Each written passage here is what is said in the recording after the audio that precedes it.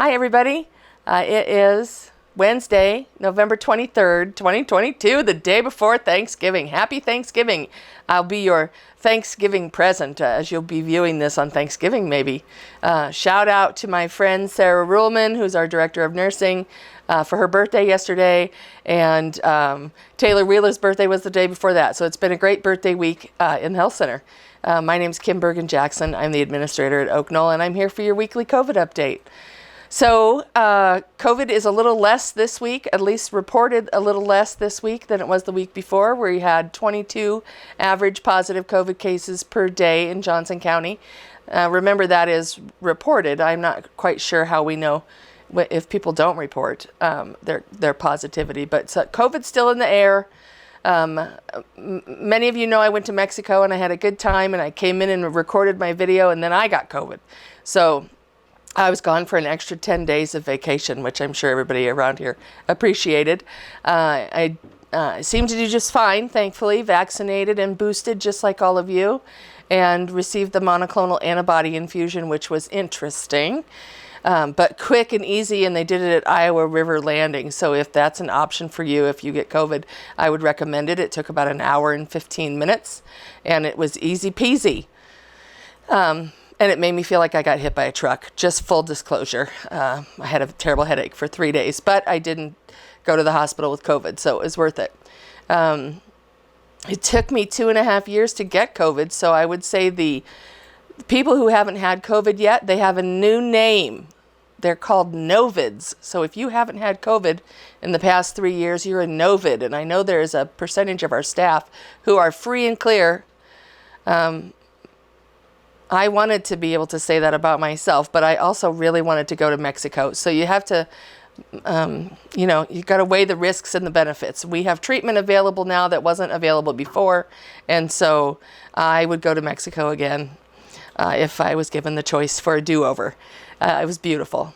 So this week, not so much about COVID, it's so much about Thanksgiving and gratitude. I have enjoyed watching all the social media posts with all of your notes of gratitude. What a great place we're in, where we can thank each other for everything and be grateful for all the things.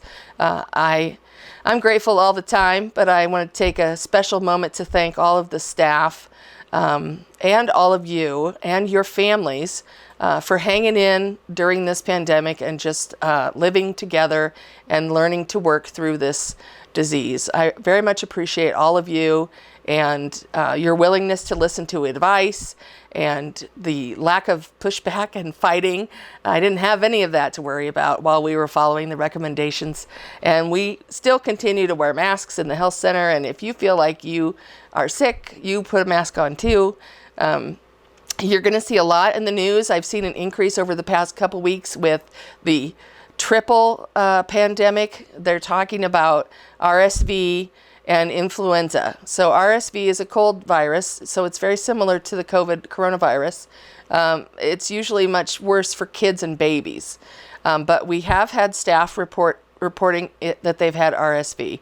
I don't have any influenza numbers for you yet, but that is also in the community. So influenza A and B are here for the season.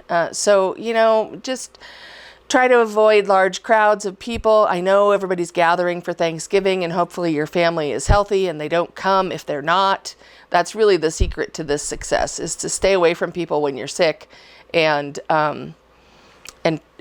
wash your hands, and everybody's boosted and vaxxed, so I don't have to get on my soapbox about that. But if you haven't yet had your booster with this bivalent dose for COVID, I would recommend that.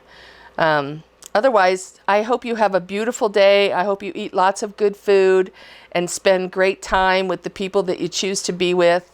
And right around the corner is Christmas. So the holiday season that might be my favorite is coming up soon. So wear your sweaters and your caps. It's getting cold outside. Hopefully we won't have 6 or 8 feet of snow like the East Coast. And I'll see you in 2 weeks. Take care.